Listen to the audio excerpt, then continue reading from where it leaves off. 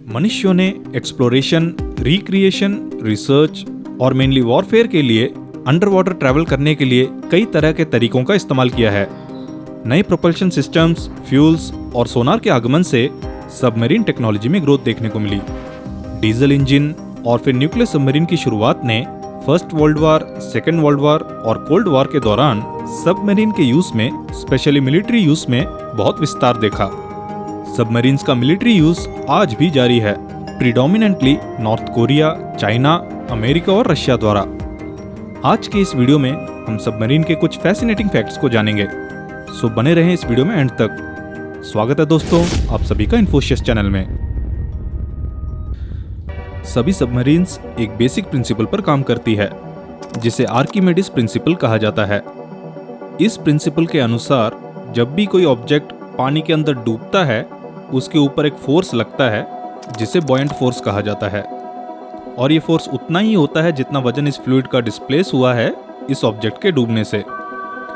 जब सबमरीन का वजन उतना ही होता है जितना पानी इसने डिस्प्लेस किया है तो सबमरीन एक न्यूट्रल बुयंसी के लेवल पर होती है। इसका मतलब पानी में वो एक कांस्टेंट डेप्थ पर रहेगी। जब सबमरीन को पानी के अंदर डुबाना हो तो उस पर लगने वाला ग्रेविटेशनल फोर्स ज़्यादा होना चाहिए बॉयंट फोर्स से। इसके लिए इस्तेमाल किया जाता है बैलेस्ट टैंक्स का। ये दो टैंक्स हैं जो आमतौर पर सबमरीन्स के दोनों एंड्स में लगे होते हैं। जब सबमरीन सरफेस पर होती है तो इसमें हवा भरी जाती है जिसकी मदद से वो फ्लोट कर पाती है, और पानी के अंदर ले जाना हो तो इन्हीं बैलेस्ट टैंक्स को पानी से भरा जाता है ताकि सबमरीन का वजन बढ़े और वो अंदर डूबने लगे। इस केस में सबमरीन एक नेगेटिव बुयंसी लेवल पर होती है, तो एक सबमरीन की डेप्थ यहाँ पर कंट्रोल करी जाती है बैलेस्ट टैंक्स के वाटर लेवल को एडजस्ट करके। इस तरह सबमरीन वर्टिकल मूवमेंट कर पाती है पानी के अंदर ऊपर नीचे जाने के लिए। अब पानी के अंदर अगर साइड में मुड़ना हो तो इसके लिए एक वर्टिकल रडर का इस्तेमाल किया जाता है जिससे सबमरीन पानी के अंदर हॉरिजॉन्टल मूवमेंट कर पाती है, और अगर आगे पीछे जाना हो तो इस्तेमाल किया जाता है प्रोपेलर का। अब पानी के अंदर घूमते हुए रास्ता भी ढूंढने की जरूरत पड़ती है, उसके लिए इस्तेमाल किया जाता है सोनार टेक्नोलॉजी का। सोनार, जिसका फुल फॉर्म है साउंड नेविगेशन एंड रेंजिंग, ये नेविगेशन के लिए साउंड पर रिलाई करती है। और सोनार दो तरीके के होते हैं, एक्टिव सोनार और पैसिव सोनार। एक्टिव सोनार में सबमरीन की तरफ से साउंड निकाली जाती है, और जब वो साउंड पानी के अंदर से ट्रैवल करके किसी ऑब्जेक्ट से टकराकर वापस रिफ्लेक्ट होकर सबमरीन तक पहुंचती है तो जितना समय लगा उस साउंड वेव को वापस पहुंचने में उसे कैलकुलेट करके डिस्टेंस मेजर किया जाता है, जिससे ये अंदाज़ा लगा पाते हैं कि सबमरीन कहाँ पर है और आगे क्या चीज़ मौजूद है। वहीं पैसिव सोनार में सबमरीन अपनी तरफ से कोई आवाज़ नहीं निकालती, बल्कि दूसरे एनिमी सबमरीन्स को डिटेक्ट करने के लिए उनकी इंजन या प्रोपेलर की साउंड को डिटेक्ट किया जाता है, और उससे अंदाज़ा लगाया जाता है कि वो एनिमी सबमरीन कितनी दूर है। किसी भी सबमरीन पर एक नहीं बल्कि उसके चारों तरफ ढेर सारे सोनार सेंसर्स लगे होते हैं, और कंटिन्यूसली उन सब से डेटा कलेक्ट करके मॉनिटर किया जाता है, ये इंश्योर करने के लिए कि सबमरीन्स के आगे कोई ऑब्स्टेकल्स या हजार्ड्स तो नहीं हैं। अगर सबमरीन की इतिहास को देखें तो दुनिया का सबसे पहला सक्सेसफुल सबमरीन 1620 में कॉर्नेलियस ड्रबल द्वारा बनाया गया था, जो अंग्रेजी रॉयल नेवी के लिए काम करने वाले एक डच इन्वेंटर थे। और ये है दुनिया का सबसे पहला सबमर्सिबल जिसे जंग में इस्तेमाल किया गया था। ये डेविड बुशनल द्वारा बनाया गया था 1775 में, और इसका नाम टर्टल रखा गया था।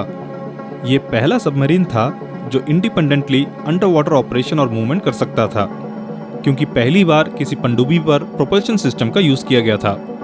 इस सबमरीन में कंप्लीटली ह्यूमन पावर का इस्तेमाल होता था, क्योंकि इनमें साइकिल की तरह पैडल मारकर प्रोपल करना पड़ता था। और पहला मैकेनिकल सबमरीन जिसमें ह्यूमन पावर का इस्तेमाल नहीं होता था वो था फ्रेंच प्लोंजर, जिसे 1863 में लॉन्च किया गया था। और पहला nuclear power submarine USS Nautilus था, जिसे 1954 में यूएस द्वारा लॉन्च किया गया था। मॉडर्न सबमरीन्स कई प्रकार के होते हैं, जैसे attack submarines, ballistic missile submarines और गाइडेड मिसाइल सबमरीन्स। हर एक के अलग अलग मकसद होता है। जैसे ballistic missile submarines nuclear missiles carry करते हैं।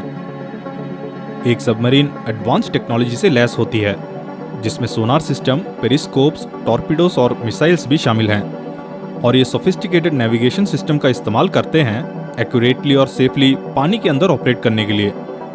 इन्हें छिपकर या स्टेल्थ मोड पर चलने के लिए डिज़ाइन किया गया है, जिसके लिए ये कई तरह के टेक्नोलॉजीज़ का इस्तेमाल करते हैं जिससे शोर ना मचे और कोई इसे डिटेक्ट ना कर पाए। इसके लिए सबमरीन के आउटर लेयर पर साउंड डैम्पनिंग टाइल्स लगे होते हैं ताकि दुश्मन के जहाज से भेजा गया सोनार वेव्स ये अब्जॉर्ब कर लें और डिटेक्ट होने से बच जाएं। और इनमें क्वाइट प्रोपल्शन सिस्टम्स का भी इस्तेमाल होता है जिससे प्रोपल करते वक्त शोर कम मचता है। सबमरीन की मेन बॉडी को हल कहा जाता है और टिपिकली 2 टाइप के हल्स होते हैं, सिंगल हल और डबल हल। सिंगल हल सबमरीन्स में सिर्फ एक लेयर होती है मेन बॉडी की और डबल हल सबमरीन में 2 मेन बॉडीज की लेयर्स होती हैं। इस डबल हल डिज़ाइन में अक्सर जो बैलेस्ट टैंक होता है वो अलग से नहीं होता, बल्कि इन 2 लेयर्स के बीच में ही पानी भर दिया जाता है, तो यही बैलेस्ट टैंक की तरह काम करता है। डबल हल का एक ऑब्वियस फ़ायदा ये है कि एक एक्स्ट्रा लेयर की वजह से एक एक्स्ट्रा प्रोटेक्शन मिलता है। अगर सबमरीन किसी चीज़ से टकराती है तो वो ज़्यादा सिक्योर रहेगी। इससे वाटर प्रेशर से बचने में भी फ़ायदा मिलती है। जितनी भी मॉडर्न मिलिट्री सबमरीन्स हैं वो ज़्यादातर डबल हल सबमरीन्स होती हैं। एक मॉडर्न मिलिट्री सबमरीन 800 से 1300 फीट यानी लगभग 250 से 400 मीटर तक गोता लगा सकता है, जबकि रिसर्च सबमरीन्स और भी गहराई तक जा सकता है। सबसे गहरा मानवयुक्त गोता सबमर्सिबल ट्रिएस्ट द्वारा लगाया गया था, जो समुद्र तल से लगभग 36,000 फीट यानी 11,000 मीटर या मैं कहूँ 11 किलोमीटर नीचे मारियाना ट्रेंच में चैलेंजर डीप तक पहुंचा था। इस टाइप के पनडुब्बी को सबमर्सिबल कहते हैं। सबमर्सिबल और सबमरीन में फ़र्क ये है कि सबमर्सिबल में लिमिटेड अंडरवाटर कैपेबिलिटीज़ होती हैं और उन्हें लॉन्च करने और उन्हें वापस लाने के लिए किसी बड़े जहाज जैसे कि मदरशिप द्वारा सपोर्ट किया जाता है।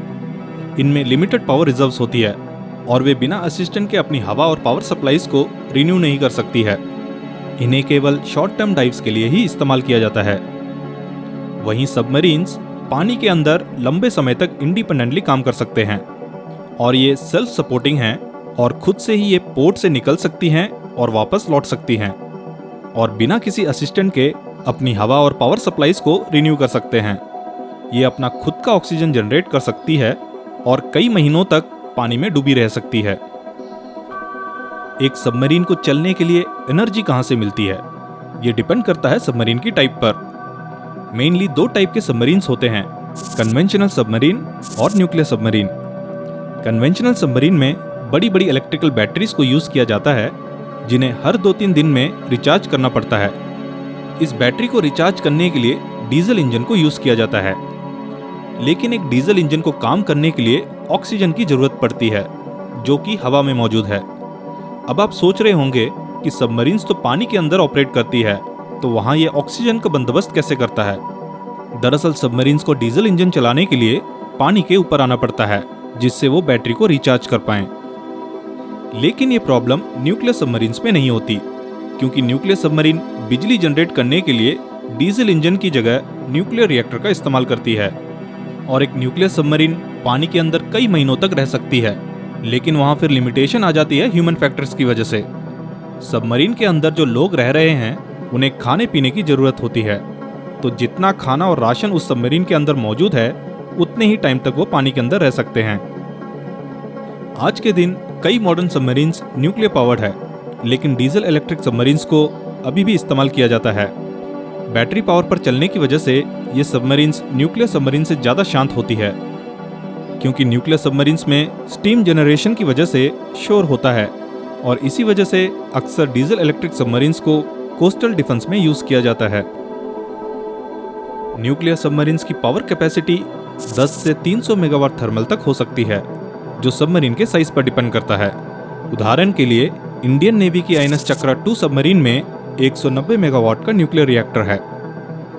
एक न्यूक्लियर सबमरीन 30 से 40 साल तक बिना रिफ्यूलिंग के चल सकता है, जो 1.5 मिलियन किलोमीटर से ज़्यादा की दूरी तय करती है।